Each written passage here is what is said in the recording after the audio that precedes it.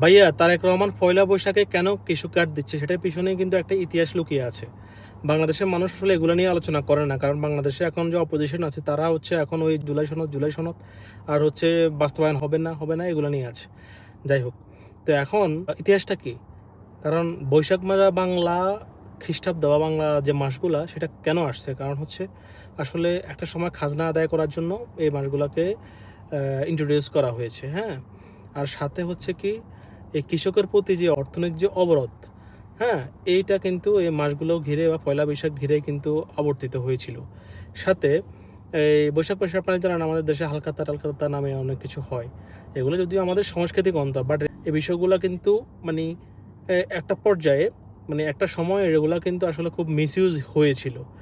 এই মিসইউজটা ইতিহাসেরই কিন্তু অংশ। তো তারেক সাহেব কিন্তু সেই কৃষক কার্ড বিলি করার মাধ্যমে পয়লা বৈশাখে সেই কৃষকদের মুক্তি নিয়ে কিন্তু উনি একটা ইঙ্গিত দিয়েছেন, যেটা কিন্তু ওই ওনার যে পজিটিভ পলিটিক্স সেটার কিন্তু অর্থ বহন করে। বুঝছেন তো না ভাই? ভালো থাকবেন।